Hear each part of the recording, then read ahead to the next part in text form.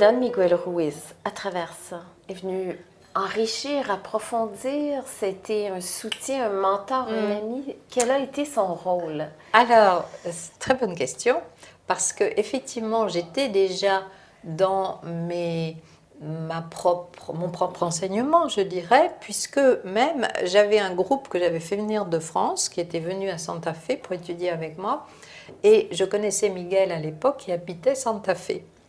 Et j'avais amené ce groupe pour rencontrer Miguel, qui n'était absolument pas connu, puisqu'il n'avait pas encore sorti ses livres.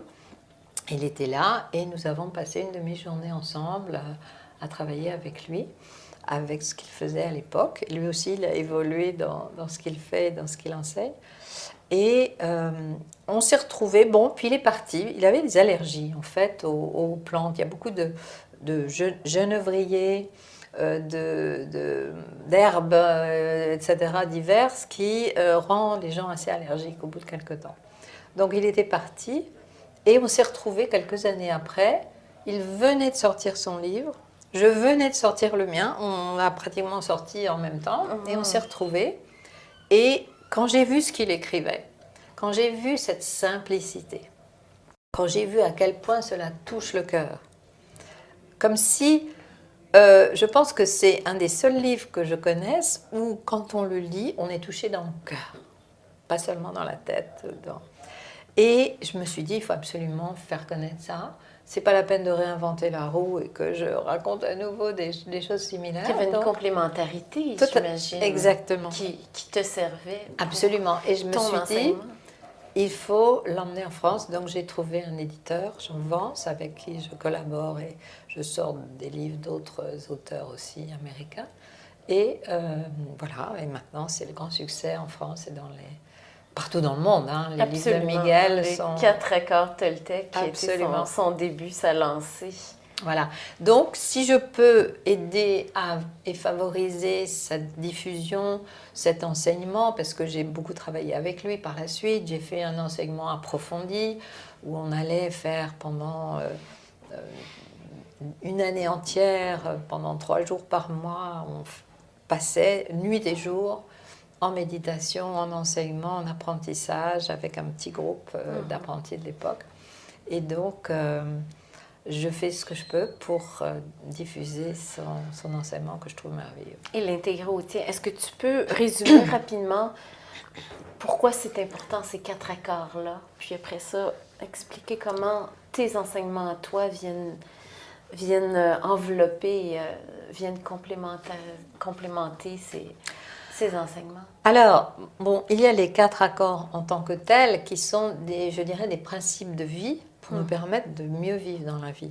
Mais derrière tout cela, je peux les mentionner tout à l'heure, éventuellement, mais ce qu'il y a derrière ça, c'est l'essence de ce que disent, je dirais, les grandes approches philosophiques et spirituelles de la non-dualité, par exemple, qui est de dire, mais tout ce que nous voyons autour de nous, tout ce monde-là, c'est un monde qui a été créé par l'humain.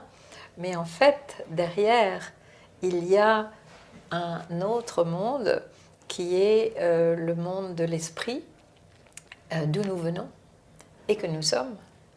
Et il y a une manière de se défaire de vieux oripeaux que Miguel appelle ça la domestication. Nous avons tous été domestiqués par notre culture pour retrouver l'être authentique de départ, comme l'enfant un peu. D'ailleurs, c'est dit dans la religion chrétienne de redevenir des enfants pour rencontrer l'essentiel.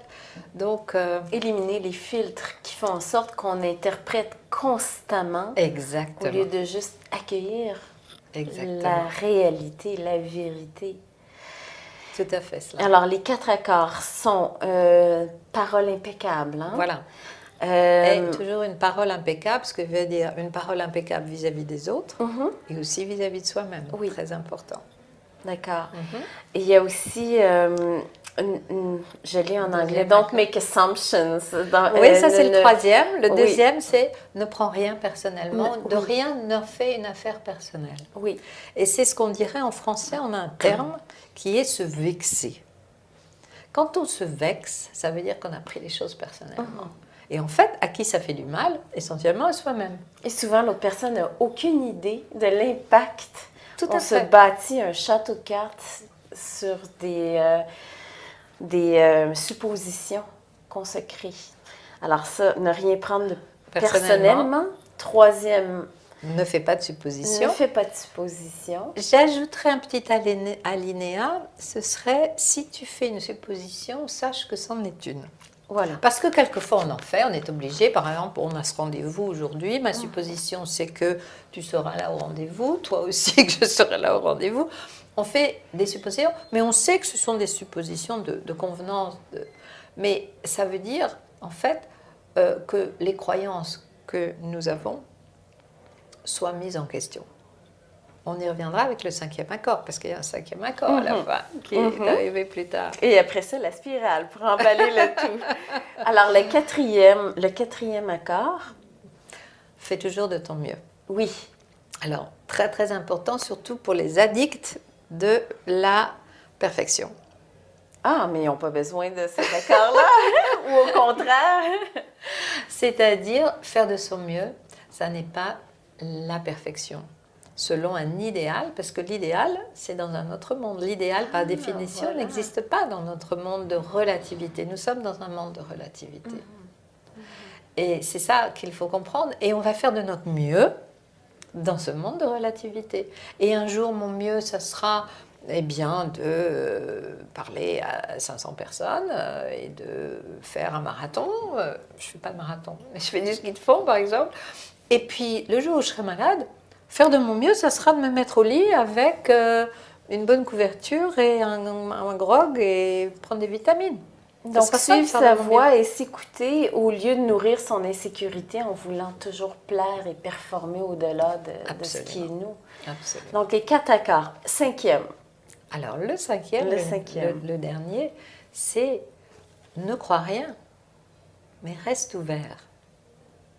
Et c'est là où on touche la profondeur vraiment de tout l'enseignement toltèque, c'est de mettre en question toute cette domestication, toutes les interprétations que nous avons créées et qui ont mené donc à des croyances que l'on va garder et que l'on va 20 ans après toujours traîner derrière soi alors que ça n'a plus rien à voir avec la situation dans laquelle on est.